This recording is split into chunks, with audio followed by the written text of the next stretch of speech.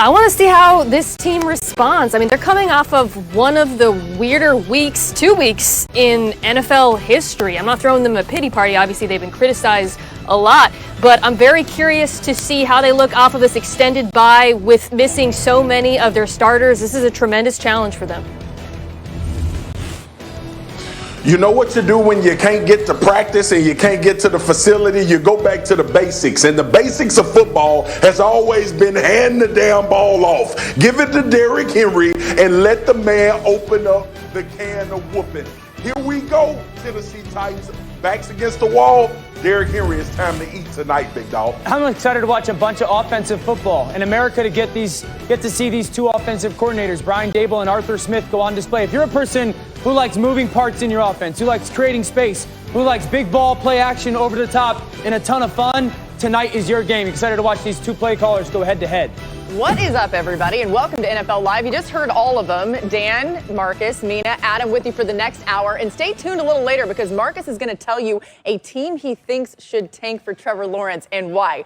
But first, how about the Saints comeback on Monday Night Football against the Chargers? Dan Orlovsky, let's get right to it. Drew Brees and the Saints hosting the Chargers. And we're going to pick it up in the fourth because it got real interesting. Saints down by 7. Brees gets it to Jared Cook for a touchdown. Yeah, I mean, 3rd and 14, you're thinking, all right, let me just try to find this completion, but Brees does an awesome job with the little things, a climb in the pocket, great protection. This is what he does better than anybody, is move people, and a beautiful throw for that touchdown. Dan will take a deeper dive into that play a little later on in the show. Saints tie it up 20-20 later in the fourth. Saints down by 7 after a Mike Williams touchdown, and Brees finding Kamara there making it happen down the sideline. Lord, he makes this look easy. Trust me, it's not. I mean, this is grace to get off this defensive end, track the football, get a hand on it, tip it to yourself. I mean, this is incredible athleticism. The balance, 1, 2, 3 feet in bounce by Kamara. Kamara stepped up when Drew Brees needed him most, and a few plays later, Sean Payton brings in Taysom Hill at quarterback. You know he's going to run, but it worked. Yeah, his mind was made up. He got around the 10-yard line and just decided, I'm going to give a little pump fake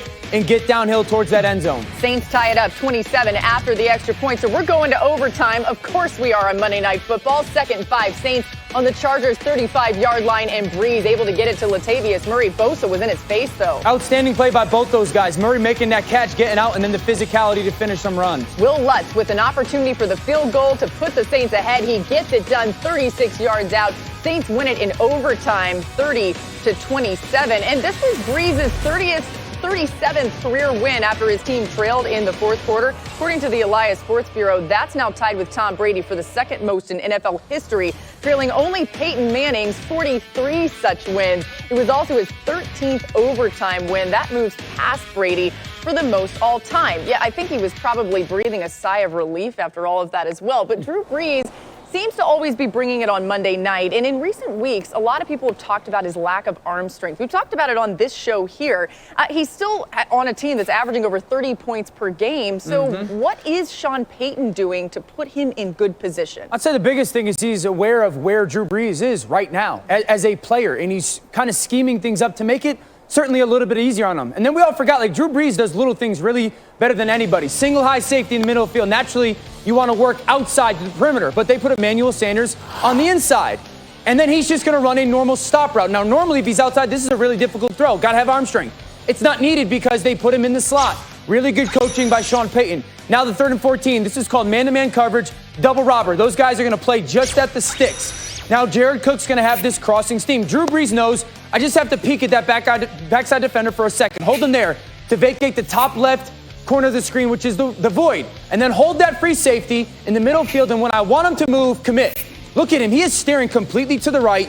That gets that safety to move for just a second. You bring the single receiver on the shallow cross, and you vacate that void in the defense. You create that space by Sean Payton of singling out that receiver, getting him out of there. And then the little things by Drew. We could talk about the arm strength all we want. That's fair.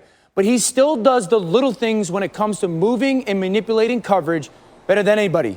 They still have Sean Payton. They still have Drew Brees, and that's why they're going to be in this till the end. All right, so the offense might be okay, or at least seemingly decent enough, but it seems like this is the theme of the entire year so far, Mina. The defense has concerns. What are your concerns about the Saints' D?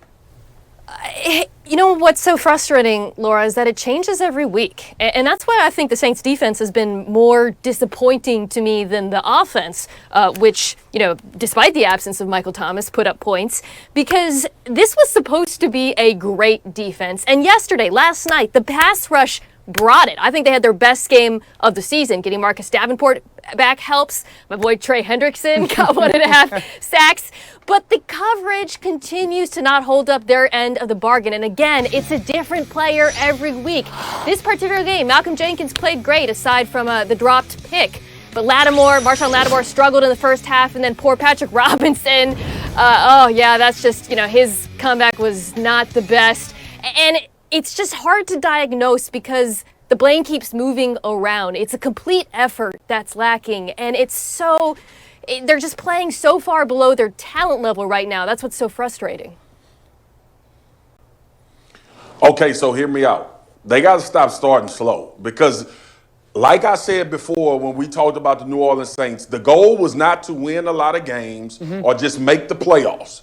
The goal was to win a Super Bowl. And when I compare them to the top tier teams, give Aaron Rodgers a 14-point lead. Give Russell Wilson a 14 or a 20-point lead or a 17-point lead. Watch what happened the rest of the way. Drew Brees in this offense is playing really, really well. They're making up for some of the things that they're lacking on the back end that you just talked about, Mina. But I do not see the Saints being a Super Bowl caliber football team starting out slow. They were down to Detroit, had to come back and win. Down to the Chargers, obviously, we saw how that played out to the end of the game. Even with the Chargers having a chance to win the game late because the secondary gave up another play. I have no qualms about Drew Brees, his arm strength. We done all been through that. Whether the offense can have success, him and Sean Payton been doing this long enough. They better stop starting slow if they plan on winning the Super Bowl. Of course, on the other side of things, guys, all night long we were all like, man, Justin Herbert's really good. How did we not see this one coming? And he threw for 4 touchdowns, 0 interceptions. The Saints also agreed with us. They had some high praise for the rookie quarterback. Listen, he's a good young talent. You could see you don't feel like you're playing against a young player. He's someone that gets the ball out of his hands. I think he's got a promising future, and he's impressive to watch. That's all. I was really impressed with him. I've heard many great things about him from others too. So he's one of those guys who has a bright future in this league, as do many of the young QBs that we see playing every Sunday. He's got a very bright future and obviously great for that organization. He made a lot of great plays down the stretch, and that's something that he may be a force to be reckoned with for the years to come. He's showing some huge potential. Yeah, of course, making his Monday Night Football debut, and this the week that Anthony Lynn had officially named him the starter for the future. Let's get Shefty back in here. And Adam, some people have been surprised by Herbert's high level of play here in the first 4 games, but the Chargers have been high on him throughout the draft process, right? Well, a few things to keep in mind here, Laura. Number one, he's impressed them from day one, not only on the field, but off the field. Even though he's quiet and soft-spoken, the people around him in that organization believe he's been like a leader to that team, even at a young age, even as a rookie. And when we go back to the draft, as you're saying, absolutely, they had a slightly higher grade on Justin Herbert than they did at Tua. Now, at that point in time, some people liked Tua, some people liked Herbert. The two were fairly interchangeable. The Chargers happened to like both quarterbacks an awful lot, had high grades on both. But I think given the choice, even though Tua went right before them, I think they preferred Herbert just a wee bit more than Tua. So it worked out well for Miami, and it worked out especially well for the Chargers, who drafted Herbert, who's been very impressive so far. Yeah, Tua at pick number 5 and Herbert at pick number 6. Mina, you watched Justin Herbert a ton in college, being a Pac-12 person that you are. How did so many teams miss on him, and maybe so many of us that didn't think he would quite be at this level this early on?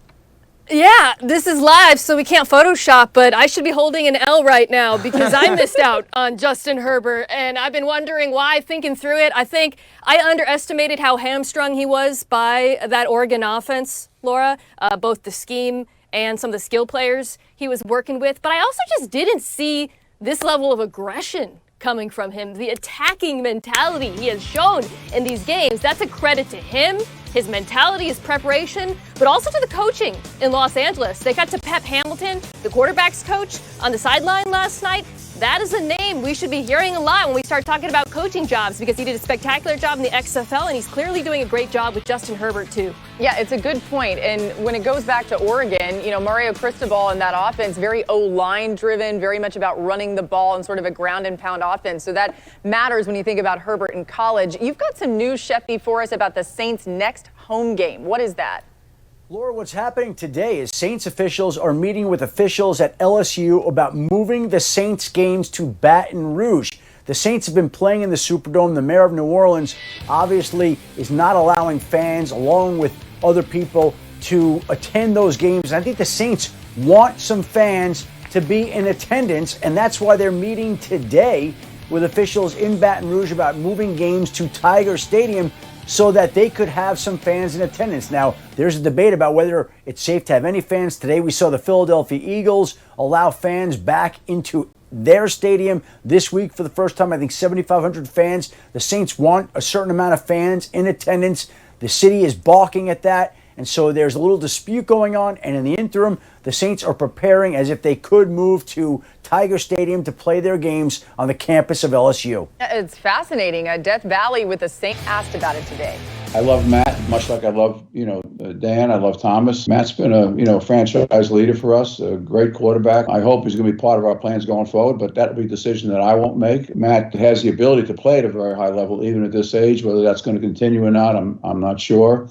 I appreciate his willingness to consider doing that, and the level of what he's played for us for 13 years, which has been incredible. I will have to see, but then again, that's going to be a decision at the end of the day. That'll be part of it be up to the player, and part of it be up to the coaching staff. All right, so what sticks out to you there is Arthur Blank didn't say, well, yeah, Matt Ryan is our quarterback for the future. So, Dan, should the Falcons be building long-term around their 35-year-old quarterback? If they get a pick that's outside the top 6 or 7 of the NFL draft, yes. Now, if they fall in the top 3 or 4 of this pick or this draft, then it's time to rebuild and move on. And that's why this is a fascinating situation, because they need a general manager and they need a head coach. Now, they should wait till realizing where they are in the draft slot to determine who should be their next head coach. Because again, you don't want to bring in a head coach and then all of a sudden you have the second pick of the draft, but that head coach really wants to have Matt Ryan as his quarterback. Because the 3 quarterbacks coming out this year, Trevor Lawrence, Justin Fields, and Trey Lance, they're going to be 3 of the top 5 picks. But if you have a 7th or 8th pick in the draft and the head coach wants to rebuild, well, you're not going to do that. And so I think you got to wait to figure out where you are in the draft slot and then figure out if it's full rebuild mode, unload Julio, all that stuff, or can we get a veteran head coach in there that's ready to build a little bit more around Matt Ryan, because there's still some young talent on that football team. I am sure that Falcons fans would love to have Trevor Lawrence, Dan, or Justin Fields, but doing so, either trading Ryan now or offloading him at the end of the season, would cost them over $40 million next year. And I realize being in a division with the Saints might make you think the salary cap doesn't exist, but trust me, it does. Now, my friend Bill Barnwell, who's very smart about these things, explained to me if Matt Ryan was cut late next summer, they could spread out the cap hit, but still, it would be a lot of money. My feeling is, unless you can find a trade partner willing to do that, you're better off riding with him, because he's not the problem in Atlanta. I know he hasn't been playing well, but he is so far below that defense, which is 31st in yards per play, and the coaching. Every Sunday, I am screaming at my television, stop running the ball on 1st and 2nd down, okay? Let's see some creativity. I think some changes in coaching could help Matt Ryan and keep the core together. Yeah, Mina really is screaming at her TV exactly like that. Adam, if they continue to lose, Trevor Lawrence's name will continue to be brought up. Will the Falcons take him if they do get that number 1 pick? Well, Laura, let's make it very simple. Whoever has the first pick in the draft is going to take Trevor Lawrence at number 1. Of the winless teams right now, if any of these winless teams finish with the number 1 pick, and the winless teams right now are the Falcons, the Jets, the Giants, they're taking Trevor Lawrence 1. Just about anybody is taking Trevor Lawrence at 1. And so it's not much of an issue. Atlanta, think about where Trevor Lawrence is from. Cartersville, a suburb of Atlanta, right there. And so it's a simple decision if the Falcons have the number 1 overall pick. And we're 5 weeks into the season, going into week 6. It's still early. But if Atlanta has the number 1 pick, turn in the card. It's Trevor Lawrence. It's simple. Yeah, start making football preparations. when we start talking about, like Adam talking about who has the first pick, Atlanta need to be fighting for that first pick to get Trevor Lawrence. And it's really not an indictment on Matt Ryan. It's about installing some juice into this Falcons organization and franchise. They need a reset. Like, I know that they have good players, but Trevor Lawrence with a healthy Julio Jones and Calvin Ridley with his ability to move like he moves, Atlanta should be tanking for Trevor. We didn't think that we would be having this conversation. Initially, it started with Jacksonville. But if you have a plan to reinvent this organization, and I'm sure whatever new coach you hire, Dio, they gonna want Trevor Lawrence as a quarterback because he offers exactly what we're looking at in this league right now. We just saw Justin Herbert. We just talked about him. We see what Josh Allen is doing. You think they not gonna take that over what Matt Ryan can offer? Hell no. Tank for Trevor, Atlanta. Reset the whole thing and get back on the winning track. I'm not totally disagreeing with you. I would say this, like, if you're Arthur Blank and you're kind of trending toward that thought process, then that should be something that you're moving on this year. There's going to be a couple teams this year that you can call and go, I want to move on from Matt Ryan right now. One, you get rid of him contract-wise, and two, you certainly assure your chance of becoming the number one pick. Guys, one thing I'd point out, too, is not this week, but the following week, we will see the Big Ten get back into action in college football. You see Justin Fields out there, and you just never know. Adam, I see you wanting to get back in. Go ahead. Yeah, well Dan, I see you having the Falcons auctioning off Matt Ryan. Where do you want to trade him? You got a good landing spot for Matt Ryan right now? A team that's going to take on a $40 million contract or whatever it is right now? Yeah, Shefty, first, I'm not the numbers guy. That's way over my head. I'd say this. If they're going to move him, call Indianapolis. Call him right now because Indy, if they can get better quarterback play, is a bona fide long-term playoff run this year. Yeah, okay. Well, listen, you never know what might happen, but Dan's already shipping people off. New on NFL Live right now. This from our Falcons reporter, and we're going to read the tweet here. Oh, Vaughn McClure is his name, and the Falcons have placed rookie defensive lineman Marlon Davidson on the reserve COVID-19 list. So an update from the Falcons, of course, they take on the Vikings this week. Days after Dak Prescott's brutal injury, we hear from Jerry Jones. Marcus Spears has a message for the Cowboys after what Jerry said.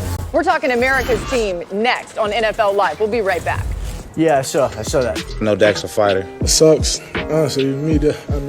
I know we won, but it just sucks to lose Dak, our leader. I feel terrible for him. He was having a tremendous year. I absolutely hate it for him and definitely am praying for him. Just devastated. One thing I know about him, he gonna fight. We just gotta go out there and play for him. I think what we saw was emotion from Dak because he loves being the quarterback of that football team. You saw what Dak means to that organization, to that fan base, to everybody across the league. I have no doubt that he'll bounce back from this, and this will just be another chapter in a great story. You know, Dak carried the torch as the franchise QB in Dallas, as both he and Tony Romo boasted win percentages of over 600. Other QBs over the last 15 seasons haven't fared as well, going 10-23. Those quarterbacks being Kellen Moore, Matt Castle, Brandon Whedon, Kyle Orton, Stephen McGee, John Kitna, Brad Johnson, and Drew Bledsoe. Here's Jerry Jones on where Dallas goes from here. We've got to be reminded that to have a team that we've got to really manage how we dole out our resources. Dak is deserving of anything you want to put on a piece of paper, relatively speaking. He's deserving of that. This injury does not alter your thinking whatsoever about Dak as the face and future quarterback of the Cowboys, correct? None. Marcus, let me just reiterate one thing that Jerry Jones just said. Dak is deserving of anything you want to put on a piece of paper. Of course, this said now. That wasn't the case back when they were trying to get the deal done. Yeah, except the 4-year deal. Like that being on a piece of paper ain't gonna get done. Obviously, listen, I don't care, Laura. I don't care what they say.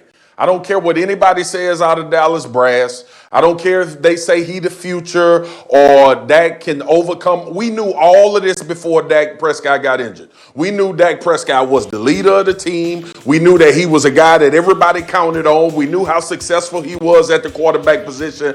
I do not give a damn. And what Jared gonna say? No, we ain't gonna sign Dak because he just broke his ankle. Hell no. I've been screaming this from time and time and time when we start having this conversation about this contract with Dak Prescott. If you have a franchise quarterback that you're sold on, a year does not make you not get to a long-term solution.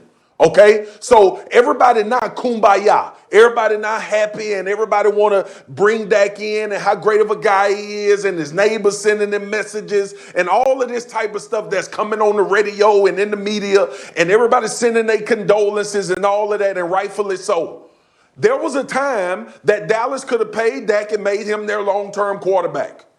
Just recently, before this season started, i.e., he's playing under a franchise tag. The guys that he was drafted with, he has a better resume and he has more wins, but he is the one playing under a franchise tag. Now everybody nice. And everybody want to tell Dak, oh man, I can't wait till you get healthy because we're going to give you all that money. Well, why y'all ain't do that before? Everything everybody's saying now, they knew then. So it is Andy Dalton's team now. What are your expectations with him at the helm? I expect Andy Dalton to be a straight beast at this position. Look, Andy Dalton is a good football player, good quarterback, surrounded by a lot of talent. All right, that's a great situation for him. I don't expect Dallas to win the division with Andy Dalton. I thought they could with Dak Prescott, though. This will bode well. Look, Andy Dalton's a backup. He's playing with house money. You walk in, somebody say, hey, you got $100,000 on the table. It ain't yours. You ain't have to work for it. It's ours. We just decided to give it to you. Go out there and do what you will. That's the position Andy Dalton in. He can't lose. They already were doing bad. He can't lose. Yeah, well, 78% of the Cowboys' total yards have come via the pass, so he may have to throw it a lot. That's the highest rate in the NFL. It is not going to be easy to move on from Dak. Good reminder that you can catch more from the Cowboys as they go head-to-head with Kyler Murray and DeAndre Hopkins and the Arizona Cardinals in our Week 6 Monday Night Football matchup, 8 Eastern, 5 Pacific on ESPN, ESPN Deportes, and the ESPN app. As always, our coverage begins with Monday Night Countdown at 6. Hey, a group of more than 80 reporters and editors helped assemble ESPN.com's Week 6 power rankings. As you can see here, the best in the NFL. We've got a new team on top, the Seattle Seahawks, followed by the Packers, Chiefs, Ravens, and Bills. Of course, the Chiefs coming off their first loss this season. Who we'll see in action later tonight would be the Bills. So, Mina, there's a trend for these top teams in these rankings. What is it? Well, first, I'd like to say I didn't make the list before anyone accuses me of putting Seattle at number 1. Laura, they are all great offenses, and they have a number of things in common. But one thing that Orlovsky and I text about all the time, we're kind of obsessed with, is the use of pre-snap motion. Totally normal thing, you know. These teams use it amongst the highest rates in the league, and you saw there in that graphic, when teams do use pre-snap motion, they're more efficient on offense for a number of reasons. You can get a numbers advantage. Watch any Ravens run, and you'll see that. You confuse defensive backs. You can mess with their run fits, their leverage. You can diagnose what they're going to do before the snap. They'll have to tell you what sort of coverage they're in. I mean, it's a cheat code, basically, for offenses. And as Dan's about to show you, if you're not using it, I don't know what you're doing in 2020. Yeah, I think if you're not using it, you're hurting your football team. And it's not only just the motion, Mina, right? It's like motion and snap at the same time. Yeah. And to your point, like the things that it does is you can gain numbers advantage. You can change the strength of your formation at the snap. You change the rules and responsibilities of defenders at the snap, and then you're also giving them a ton of things to look at. So, like, what does it actually look like on tape, and how does it really impact the defense? Well, first of all, we see a ton of man coverage in the NFL. So you can create snap or space, put the ball on the right hash, and then you motion a guy right at the snap, and you get Russell Wilson out on space. That guy's got responsibilities. You created all that space because of the use of motion for that defender to make a decision. All right, well, what about having to change the run fit? Well, that linebacker staring at that horizontal motion at the snap, he's got to keep eyes on number 3. Number 3 is going to the sideline. You create a huge seam in your run game. How about changing responsibilities? That safety can't get down there on this pre-snap motion. He gets out leverage, and it's a huge gain for the Bills. Robert Woods, there's a single receiver at the bottom of the screen. Now there's 2 receivers. He flushes out the corner. You don't get hands on him. You got 2 guys running down the field at one safety who's coming into the screen now because he had vision on that single receiver, but the formation changed right at the snap. I'll say it again, like if you're not doing this stuff as an offense, you are slowing down your ability to play well. It's a trend that we're seeing all across the NFL. Watch it tonight. Motion, and then the snap happening at the same time. I promise you tonight, that'll happen 70 times by both of those football teams. Yeah, it's interesting. Mina referenced the Ravens. Actually, the Ravens and 49ers using motion. City Chiefs placed their fullback, Anthony Sherman, on the reserve COVID-19 list. He becomes another Chiefs player here to basically either test positive or be in proximity to the virus. You remember over the weekend, the Chiefs had an assistant strength and conditioning coach that also tested positive at one point or another. Everybody's been waiting to see if any of the Chiefs would test positive. Anthony Sherman finally has. We also mentioned earlier in the show that 9 Titans players remained on the COVID-19 list, but just moments ago they activated 2 more. Camelia Carrier got activated along with cornerback Christian Fulton, so that now brings the Titans players on the COVID-19 list to 7. All right, Titans and Bills, of course, in just a couple of hours. Shefty staying with us here with all the latest. Let's get to Baker Mayfield. The Browns off to their best start since 1994, due in part to Baker, who boasts the league's 7th best QBR after ranking 19th in 2019. How, you ask? Well, for one, he's taking advantage of the league's best rushing attack. He has 500 yards, 6 touchdowns, and just 1 pick after such plays. He's also finding success while outside the pocket. 3 such touchdowns on throws trail only Derek Carr and Russell Wilson. Here's Steelers coach Mike Tomlin on Mayfield. They just got a well-balanced attack. They're possessing the ball. They keep you off balance. They changed the launch point. Baker's doing a good job of administering the offense. All right, so of course the Browns and Steelers facing off, so that's why Tomlin's talking about him. And quarterbacks that Tomlin has previously used that administrator term will include Matt Castle, Andy Dalton, Lamar Jackson, Peyton Manning before a playoff game, and his own quarterback, Big Ben Roethlisberger, in 2015. All right, so anyway, that's just important context. But Marcus, do you agree with him on that assessment? Yeah, I don't think it's a shot. Baker's a game manager. He's managing the things that Kevin Stefanski wants to do with this offense. This offense is built around a physical offensive line, a run game, and getting ahead and letting their pass rushers up front get after the quarterback and creating turnovers. Like, Baker Mayfield is not going to be the 350-yard passer a game with 3 to 4 touchdowns that everybody thought he was going to be coming out of college in this offense. He is making the plays that are called for him. Kevin Stefanski is doing a tremendous job Instagramming right now. He's hiding all the flaws and using all the right angles to make sure Baker Mayfield looks wonderful in these games. And look, to Baker's credit, right? We talked about coaching. We talked about him suffering from that. Kevin Stefanski has come over and put him in a comfortable situation, moving him around and creating easy throws for him. And he's doing a phenomenal job at it. So he's doing his job. Yeah, there's nothing wrong with being a game manager if you're winning games, right? I mean, last year, Baker took a lot of heat. Some of it deserved. That trench coat was really bad. But a lot of it was not his fault. I mean, he got let down by just about everyone around him. The play calling, the pass protection, his skill players, including OBJ. This year, when he has struggled, because, you know, he's been up and down. I think last week you saw he played a terrific first half and then struggled near the end. Everyone around him is lifting him up. OBJ in particular with that circus catch last week. It reminded me a little bit of what he would do with Eli, which is he was a Band-Aid for him. Because the dark side of a circus catch is that it's usually a bad throw, right? I mean, that's the famous OBJ catch, the one-handed one that sort of launched his career. It was a bad throw. When he is doing that, Baker doesn't have to be perfect. All he has to do is count on the system, the play calling, and the playmakers, and they can win games. Yeah, Dan, sitting at 4-1 right now, what do you think about this Browns team? Will they make a deep run into the playoffs? Not unless Baker stops becoming somebody different player-wise in the fourth quarter. I mean, first, second, third quarter, Baker's playing really good football. In the fourth quarter, for some reason, he falls apart. The last 2 weeks, they've asked him to end games throwing the football, and he's been unable to do that. And so this is a really good football team, but to everybody's point, he's got to make plays in the fourth quarter. The ball can't be on the wrong shoulder to Odell Beckham. Hit the fullback. He's wide open in the flat. Don't have to take your shot on first down to the tight end. Get the ball to your hands and don't turn the football over. That's the case for the last 2 weeks with Baker Mayfield. And listen, again, this is one of the best football teams in the NFL. But Seattle, their quarterback's been a difference maker in the fourth quarter. Green Bay, difference maker. Kansas City, Baltimore, Buffalo, Pittsburgh, the Rams, Tennessee, New Orleans.